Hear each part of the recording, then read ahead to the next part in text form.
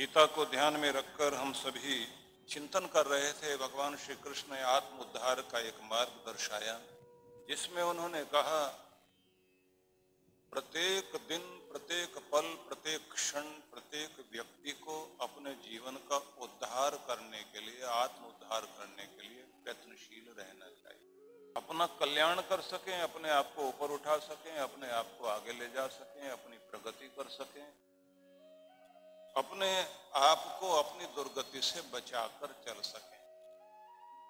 गति हो, प्रगति हो, लेकिन दुर्गति ना हो, अधोगति ना हो। इसलिए उन्होंने कहा उद्धरेत आत्मना आत्मानम न आत्मानम अवसादयेत आत्मेव ह्य आत्मनो बंधु आत्मेव रिपु आत्मनो। स्वयं ही मनुष्य स्वयं का शत्रु भी है और स्वयं ही मनुष्य स्वयं का मित्र भी है। कैसे है तो उसको भी उन्होंने आगे श्लोक में बताया, लेकिन उससे पहले ये समझने की बात है कि भगवान ये कहते हैं आत्मना आत्मानम, अपने द्वारा अपना स्वयं का इस संसार सागर से उद्धार करें, पार होने का मार्ग ढूंढें। इस दुनिया में बसे रहना जरूरी है, लेकिन फंसे रहना जरूरी नहीं है। सुलझना जरूरी है, उलझना जरूरी नहीं है। उलझने हैं, लेकिन उलझनों के पार जाना प्रत्येक व्यक्ति को होगा। न आत्मानम अवसादयेत, अपने आप को अधोगति में न डालें, नीचे की तरफ न जाने दें। प्रगति हो, ऊपर उठें, विकास की यात्रा पर चलें। लेकिन दो ही चीजें हैं, या तो विकास या विनाश। तो आगे बढ़ोगे या फिर पीछे जाओगे। पीछे जाता है आदमी अपने अंदर जब कहीं दुर्बलताएं आने लगती। पहली बात तो उन्होंने ये कही कि तुम निराश न हो, न अवसादयेत, स्वयं में निराशा न आने दें। ठीक है कि कुछ हमारी इच्छाएं पूरी नहीं हो पाती, तो कभी कभी ऐसा होता है भगवान कुछ ज्यादा बड़ा दे रहे होते हैं, हम छोटी चीजें मांगने पर लगे रहते हैं। बड़ा देना चाहता है भगवान, तो उसके प्रसाद पर विश्वास रखें और अपना कर्म जारी रखें। अगर छोटे पर रुक गए तो बड़ा पाना रह जाएगा। एक व्यक्ति, एक बहुत अच्छे लेखक हुए हैं, उन्होंने लिखा एक व्यक्ति का विवरण। चर्च में कोई व्यक्ति मैनेजर का काम करता था और वहां का जो मुख्य अधिकारी था उसने उसको एक बार बहुत अपमानित कर दिया। 10-12 वर्ष नौकरी के हो चुके थे और एक एज होती है आदमी की कि जिस एज में अगर नौकरी चली जाए, 45-50 साल की उम्र के बाद अच्छे पैसे मिलने लगते हैं आदमी को, और ऐसे में कोई नौकरी से हटा दे तो दूसरा कोई नौकरी देगा तो या तो देता ही नहीं, देगा तो पैसे बहुत कम देता है, क्योंकि उसको ये पता होता है कि इतने पैसे इसको दिए जाएं, इतने में 2 आदमी रखे जा सकते हैं और उनमें एनर्जी भी ज्यादा होगी, काम भी ज्यादा करेंगे, दौड़े भागेंगे, तो इसको रखने का कोई फायदा नहीं। खास एज आ जाती है जब आपको काम नहीं मिल पाता। आदमी है तो जब दिखाई देता है कि जिम्मेदारियां हैं, जीना है, बच्चे हैं, और वही एज होती है जब उसके बच्चे जो है कोई 12th कर रहा होता है, कोई फर्स्ट ईयर में कॉलेज में पढ़ रहा होता है, उनकी आवश्यकताएं बहुत होती हैं। उनको भी पढ़ाई तो छुड़ाई नहीं जा सकती। वो कोई काम के लिए उनकी नौकरी छुड़ा के लगा दें तो उनका भविष्य रुक जाए, तो आदमी टूट के रह जाता है। और बर्दाश्त किसी को होती नहीं, क्योंकि सबकी नाक पर गुस्सा होता है और हर जगह पॉलिटिक्स चलती है। जो कुछ नहीं कर सकते वो पॉलिटिक्स जरूर करें, और उनका ग्रुप बना हुआ होता है, गैंग होता है पूरा पूरा। उनमें कुछ चमचे होते हैं जो चमचागिरी करने का काम कर रहे होते हैं। साहब की चमचागिरी करेंगे, नीचे वालों के साथ जो है गलत व्यवहार करेंगे। ऐसे में सावधानी से अपनी जॉब बचाना आसान काम नहीं होता। इन्होंने ऐसी स्थिति में नौकरी चली गई, क्योंकि आगे से गुस्से में आके इन्होंने भी बोल दिया। और कभी कभी सच्चा आदमी जब अपनी बात कहता है तो वो जरा ज्यादा जोश में आके बोल देता है। वही सोचता मैं तो सच्चा हूं, उसको ये समझ नहीं आता कि सच्चे तो हो, लेकिन अपनी सच्चाई को कहने का तरीका सही बनाओ, जो असरदार भी हो और वो प्रहार करने वाला ना हो, आघात करने वाला ना हो। तो हुआ ये कि इसकी नौकरी बेचारे की चली गई। कह दिया गया छोड़िए, यहां से जाइए। अब करे तो क्या करे। वहां से बाहर निकला, सामने किसी एक छोटे से टी स्टॉल पर जाकर बैठ गए, आंख में आंसू हैं। अब वहां से कितनी बार चाय मंगाते थे, आज उसके पास जाकर बैठे और बैठकर आदमी के आंख में आंसू भरे होते हैं, दिखाई दे जाते हैं। अब वो चाय पिए तो उसके आंसू चाय में गिरे। टी स्टॉल वाले ने उसकी तरफ देखा, देखकर कहा क्या हुआ? बोले नौकरी गई, 12 साल मैंने मेहनत करी यहाँ। तो उसने कहा तुमने भी गलती करी होगी। बोले मैं गुस्सा नहीं संभाल पाया, था मैं सही लेकिन मेरे साथ गलत हो। और बात दिल पर लग भी गई, क्योंकि उन्होंने ये कह दिया कि जो तू ख्वाब देख रहा ना ऊपर बैठने के, और अगर तू सबसे बड़ा चीफ मैनेजर बनना चाहता है या यहाँ का हेड बनना चाहता है, उतनी पढ़ाई तो होती, उतनी लियाकत तो होती। तुम्हारी औकात है, तुम्हें लाकर यहाँ कहां से कहां पहुंचा दिया और उसके बाद अकड़ते हो। न जाने क्या क्या बोल दिया। अब इस उम्र में पढ़ भी नहीं सकते, कोई और काम आता नहीं है। चाय वाले ने ये कह दिया कि मेरे साथ बिजनेस में आ जाओ, दोनों चाय बनाया करेंगे। बोले ये काम तो बहुत हल्का काम है। बोले हल्का काम नहीं होता, काम तो हर कोई अच्छा होता है। अब तरीका इस्तेमाल करिए, हम पूरे देश में फैल सकते हैं। अगर अच्छी चाय, अच्छी कॉफी बनाई जाए, पीने वाले आएंगे, काम आपको यहीं मिल जाएगा, मैं साथ देता हूं। मेरा अनुभव, तुम्हारा दिमाग, दोनों काम कर जाएंगे। अब ये उस समय तो गुस्से में आकर चला गया और क्या कहता है, हे भगवान आपने मेरे साथ ऐसा क्यों किया? मेरी अक्ल पर पर्दा क्यों पड़ गया? थोड़ा बर्दाश्त कर लेता। अब उसके पास जाकर माफी मांगूंगा तो बेइज्जती में सारी जिंदगी रहूंगा।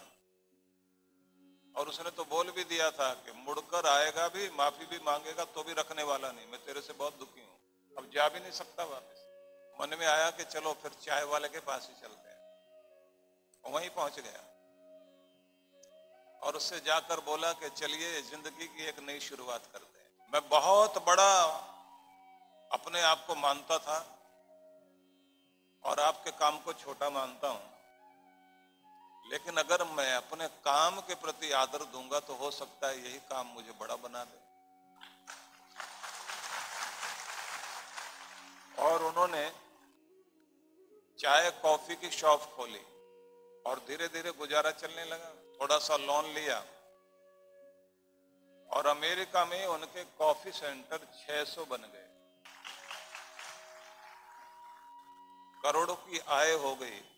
एक दिन उसी चर्च में प्रेयर करने के लिए वो व्यक्ति गया। अब उसके ऑफिसर सारे पहले पहुंच गए। उन्होंने जाकर कहा कि हमारे साहब आने वाले हैं। उन्होंने कहा कि आज संडे की प्रेयर में यहीं शामिल होना है। अब वो प्रे करने के लिए आ रहे हैं, आप जरा अपने सारे लोगों को तैयार रखना। तो चर्च के बाहर आकर एक लंबी सी कार रुकी। 2 लोगों ने दरवाजा खोला और जैसे ही चलते चलते ये अंदर प्रवेश किया। बहुत बढ़िया कपड़े पहने हुए, इसके ऑफिसर साथ चल रहे हैं। अंदर उसी व्यक्ति ने देखा जिसने निकाला था। अरे ये तो वही है जिसको मैंने निकाला था, ये साहब बनकर आ गया। अब वो उसकी तरफ देख के कहता क्या हाल है? बोले बहुत अच्छा। बोले कुछ बड़े आदमी दिखाई दे रहे हो। बोले आपकी कृपा से। बोले आपकी कृपा से मतलब? बोले अगर आप ना निकालते तो वो आज बड़ा ना बनाता। इस दर पर रहकर मैंने भगवान की सेवा की ना, तो आपको तो मेरे आंसू नजर नहीं आए, लेकिन उसने मेरे आंसुओं का हिसाब कर दिया, क्योंकि वो जानता था कि इस पर कृपा हो सकती है, क्योंकि ये सच्चा है। मेरे आंसू सच्चे थे, झूठे नहीं। उसने कहा अगर तुम पढ़े लिखे होते तो यहां बहुत बड़ी तरक्की करते। बोले बहुत तरक्की करते तो थोड़ा सा और बड़ा ऑफिसर होकर यहां बैठता है। मेरे अंडर में 2 या 4 आदमी रहते, आज मेरे अंडर में 600 सेंटर हैं और वहां पर हजारों लोग काम करते हैं। कभी कभी भगवान बड़ा देना चाहता है, लेकिन हम छोटे के लिए रो रहे होते हैं। इसका मतलब ये नहीं है कि आप आज से ही ये सोच ले बड़ा होना है तो जहां आप हैं वहां से छोड़ के भाग जाएं। इसलिए अपनी जगह छोड़ के मत भाग जाना। जहां हो ठीक हो, वहीं से अपना रास्ता बड़ा करिए, अपने आप को ऊंचा उठाइए। जहां चल रहे हो वहीं से सीढ़ियां चढ़ते हुए आगे बढ़िए। भगवान ये कहते हैं कि आपको अपना उद्धार करना है, अपना कल्याण करना है, लेकिन अपने आप को कभी भी निराश मत करिए। अपने को सताइए नहीं, तानाकशी खुद के बारे में मत कीजिए, मतलब खुद को कोसना छोड़ दीजिए। बहुत लोग अपने आप को कोसते रहते हैं, काश ये होता वो होता तो मैं ये हो जाता। महिलाएं बोल रही होती हैं मेरा तो वहां रिश्ता होने वाला था, पता नहीं यहाँ कहाँ हुआ, हम कहाँ आ गए, कैसे घर में आ गए। इनको खाना नहीं आता, बैठना नहीं आता, चलना नहीं आता, अक्ल बिल्कुल नहीं। अपने बेटे को क्या सिखा रखा है इन्होंने, और मुझे बोलती है बहुत ज्यादा, जबकि खुद को ये नहीं पता वो नहीं पता। बहुत सारी शिकायतें लोग करते हैं, लेकिन ये ध्यान रख लीजिए यहां से वहां कोई ज्यादा अच्छा नहीं हो सकता है। यहाँ कम छोटी खाई है, वहां बड़ी खाई मिल जाती।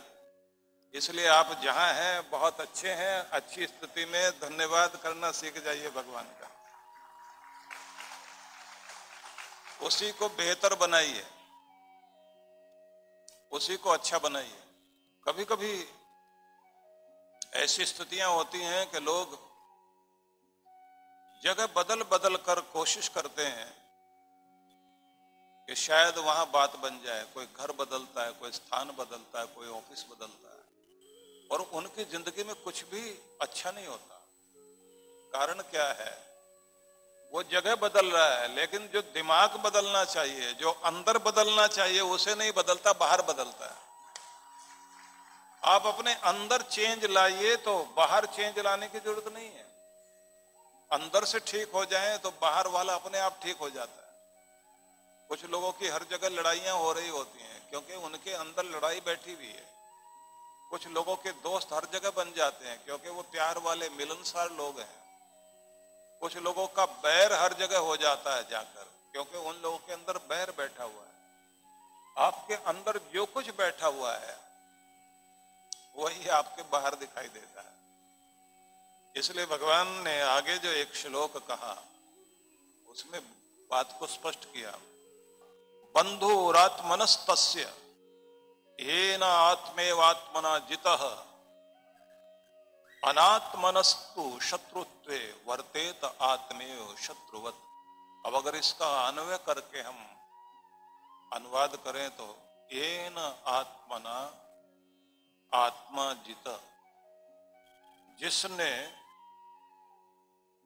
जिस जीवात्मा के द्वारा उसका आत्मा मतलब मन और इंद्रियों सहित समस्त शरीर जीता हुआ है, मतलब ऐसा कह लीजिए जिसने स्वयं को जीत लिया, जिसने अपने आपे को जीत लिया, ऐसा जो भी कोई व्यक्ति है वो खुद का दोस्त है। और जो स्वयं को जीत नहीं पाया, जिसकी इंद्रियां, जिसका मन, जिसका अपना आपा उसके वश में नहीं है, अपनी आदतों का गुलाम,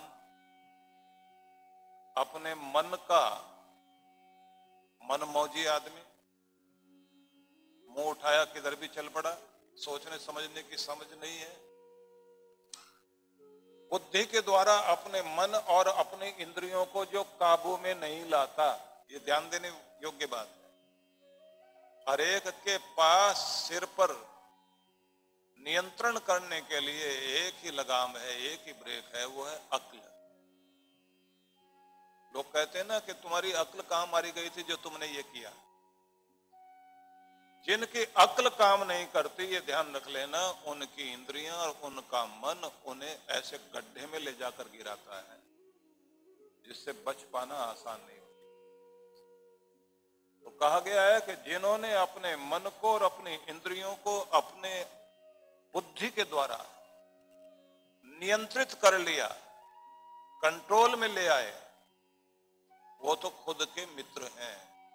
और जिनका खुद पर कंट्रोल छूट गया, समझ लेना वो अपने खुद के शत्रु बने बैठे हैं। उनका भला कोई नहीं कर सकता, चोट खाएंगे जरूर। तो क्या करें? अक्ल का प्रयोग करिए। क्या करना, क्या नहीं करना, क्या खाना, क्या नहीं खाना, कहाँ जाना, कहाँ नहीं जाना, किससे बात करनी, किससे नहीं, कहाँ किस तरह व्यवहार करना चाहिए, सबका डिसीजन लेने के लिए अपनी अक्ल का प्रयोग करें। शायद पिछले बार में मैंने एक उदाहरण दिया था जिसे मैं याद कराना चाहता हूं कि किसी एक भांग के खेत में एक गधा चला गया और भांग के ऊपर थोड़े थोड़े फूल आए हुए थे। गधा जो है वो मुंह उठाए और भांग के खेत को पार करता हुआ जा रहा था। तो भांग के अंदर से आवाज आनी शुरू हो गई। भांग तो समझते हैं ना आप लोग, नशा पैदा करती है ना भांग। तो भांग के अंदर से आवाज आने लगी, शंकरो मामेव गृह्णाति त्वम न गृह्णासि गर्दभ।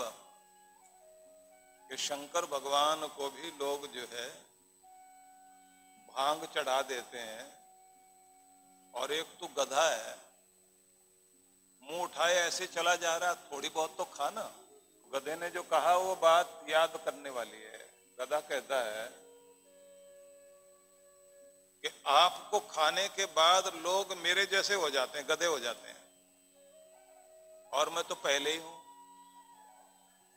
अगर खा लिया तो फिर क्या होऊंगा, इसलिए इतनी अकल तो मेरे पास भी है कि क्या खाना है और क्या नहीं खाना है, इतनी तो अकल रखता हूं। ये संस्कृत के कवियों ने लिखा, जिसका सार ये है कि गधे से गधे को भी पता है क्या क्या खाना और क्या नहीं खाना। और जिसके पास 84 लाख योनियों में सबसे अच्छा दिमाग है, सबसे अच्छी बुद्धि है, वो तो इंसान है।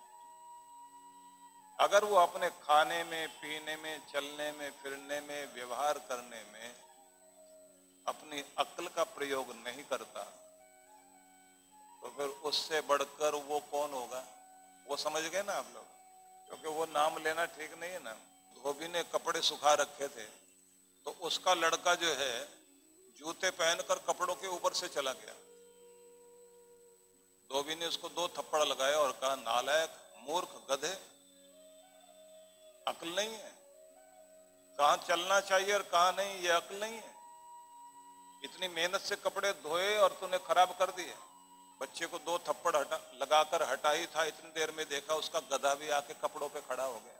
गधे को देखकर उसने डंडा नहीं मारा, हाथ जोड़ लिए, बोले आप तो आप हैं ही, आपको क्या कहें, आप तो पूर्ण साक्षात रूप धारण किया हुआ है, आपको तो कुछ नहीं कहा जा सकता। तो जो गधा है उसको तो हाथ ही जोड़े जा सकते हैं, लेकिन इंसान अगर गधा बन जाए, तो माँ बाप थप्पड़ लगाए ना लगाए, वक्त थप्पड़ जरूर लगाता है, ये ध्यान रख लें। और वक्त की मार बहुत बड़ी मार होती, आवाज नहीं आती, वक्त की जब लात पड़ती है आवाज नहीं आती, लेकिन आंसू रुक नहीं पाते। इसलिए जो ये कहा गया है कि तुम स्वयं के मित्र बनो, शत्रु नहीं। और मित्र तब बनते हो जब तुम्हारा मन और तुम्हारी इंद्रियां तुम्हारे काबू में रहें। और काबू में रखने के लिए जरूरी है अपनी अक्ल का प्रयोग करो। बुद्धिमान हो हर समय चेक करते रहो, क्या मेरा ब्रेक काम करता है या नहीं, मेरी अक्ल काम करती है या नहीं, मैं अपने आप को रोक पाता हूं या नहीं। जॉर्ज गुरजेफ ने जो ये खेल सिखाया था ना लोगों को, बच्चे खेलते खेलते एकदम एक दूसरे को बोलते थे ना स्टैचू, वो खेल अद्भुत खेल था ये बड़ों का, बच्चों ने पकड़ लिया कि सारा दिन में आप खुद को ऑर्डर दिया करो, स्टैचू रुक जाओ, वहीं मूर्तिवत हो जाओ, स्टैचू की तरह हो जाओ। उसका मतलब है कि थोड़ी देर देखो तो सही कि तुम्हें अगर ऑर्डर दिया जाए तो मानते हो या नहीं, तुम्हारा स्वयं पर नियंत्रण है। और नहीं तो कम से कम जब कुछ गलत हो रहा हो तो खुद को स्टैचू बोल दीजिए और अपनी मुस्कुराहट के लिए हमेशा तैयार रखिए कि आपको खुश रहना है और इसे जाने नहीं देना। कुछ चीजें मैं आपको बताना चाहता हूं क्योंकि नया साल आपके सामने है। मैंने आपसे बताया भी था, 2 पॉइंट्स आपको दिए थे मैंने कि स्वयं को पहचानिए, आप स्वयं के मित्र हैं या स्वयं के शत्रु हैं। दूसरी बात आपसे कही थी कि शुभ का स्वागत कीजिए, अशुभ का नहीं। आपके आसपास जहां भी जो भी कुछ शुभ है वो आपकी जिंदगी में होना चाहिए, और जो आपके जीवन में कहीं भी अशुभ है उसे हटाने का प्रयास करते रहिए। इन 2 बिंदुओं पर हमने चर्चा की थी। तीसरा बिंदु ये है, तीसरा पॉइंट ये है, अपने आप को लक्ष्य पर केंद्रित करिए। आपका मुख लक्ष्य, टारगेट की तरफ होना चाहिए। फोकस अपना अपने टारगेट पर रखिए। तो सबसे पहले तो ये निर्धारित करिए कि टारगेट है क्या। टारगेट आपके अलग अलग भी हो सकते हैं। जैसे आप इसी बार ये निश्चय कर लेते हैं कि अपने स्वास्थ्य का ध्यान रखने के लिए व्यायाम, प्राणायाम, कार्डियो एक्सरसाइज, अपनी अच्छी डाइट, सैर का नियम, सारा दिन पानी अच्छा ज्यादा से ज्यादा पीना और ज्यादा देर बैठने से बचना। लोग कहते हैं ना वो बैठे बैठे चला गया दुनिया से, तो वो एक ही दिन में बैठे बैठे नहीं गया, 20 साल से आदत पड़ी हुई वहीं बैठा रहता है। 26 जनवरी को भी दुकान खोले बैठा, सुबह से रात को 12 बजे तक दुकान खोली हुई है, क्योंकि कहता है ग्राहक का मौत का भरोसा नहीं कब आ जाए। तो पता नहीं ग्राहक का भरोसा है या नहीं, पर उसका तो है, वह तो आ ही जाती है। 1 घंटा बैठने के बाद थोड़ा खड़े हो जाया करिए। फोन जब भी आता है खड़े होके सुन लीजिए। कुर्सी पर बैठे रहते हैं तो पांव थोड़े बहुत हिला लिया करो, पांव की उंगलियां चला लिया करो। शरीर हरकत चाहता है, शरीर गतिशील रहना चाहता है। मन चंचल रहता है, मन को स्थिर कीजिए, शरीर को गतिशील कीजिए और बुद्धि को पैना बनाइए, तीखा बनाइए। माथा ठंडा रखिए, जेब गर्म रखिए, पेट नरम रखिए, पांव भी गर्म रखिए, लेकिन सिर को ठंडा रखिए। तो निश्चित बात है बीमारियों को डंडा मारने का मौका आता रहेगा। खुश रहोगे, ठीक रहोगे। सभी को ध्यान रखना है कि फोकस आपका होना चाहिए, लक्ष्य पर आपका ध्यान होना चाहिए, तो स्वास्थ्य आपका लक्ष्य बन जाए। आर्थिक रूप से आत्मनिर्भर आपको बनना है, ये आपका लक्ष्य बन जाए। आपको लक्ष्य बना लेना है, खुश रहेंगे और खुश रखेंगे। आपको लक्ष्य बना लेना चाहिए कि इन 5 सालों में पंचवर्षीय योजनाएं गवर्नमेंट की बनती हैं, आपकी तो पंचवर्षीय योजना बननी चाहिए। 5 वर्षों में मैं अपने आप को यहां देखना चाहता हूं, इस जगह देखना चाहता हूं। कोई एक टारगेट बनाइए और धीरे धीरे उसकी तरफ चलिए। लोग कहते हैं कि पूरा तरबूज एक बार में नहीं खाया जाता, उसको काटकर थोड़ा थोड़ा ही खाया जाएगा। समस्या के पहाड़ को एक साथ नहीं तोड़ा जाता। थोड़ा थोड़ा करके ही टूटेगी। ऐसे ही आप बड़े लक्ष्य को पाना चाहते हैं तो 1000 किलोमीटर की यात्रा एक एक कदम से ही पूरी होती है। रोज थोड़ा थोड़ा करते चले जाओगे तो 1000 किलोमीटर तक पहुंच जाओगे। लगातार की कोशिश आपको सफल बनाती है। हर व्यक्ति को लगातार प्रयत्नशील रहते रहना चाहिए, क्योंकि आप गतिशील रहेंगे, आप चलते रहेंगे, सफल होते जाएंगे। वो आदमी जिंदगी में सफल नहीं हो पाता जिस आदमी को आदत है कि कभी जोश में आएगा, खरगोश की तरह दौड़ेगा और फिर थक कर बैठ जाएगा, लेकिन जो कछुए की रफ्तार से भले ही धीमा सही लेकिन लगातार चलना जानता है, मंजिल वही पाएगा, वही जीतेगा। इसलिए भगवान शिव जी की पिंडी के आगे अगर नंदी जी बैठे हुए हैं तो बीच में कछुआ भी है।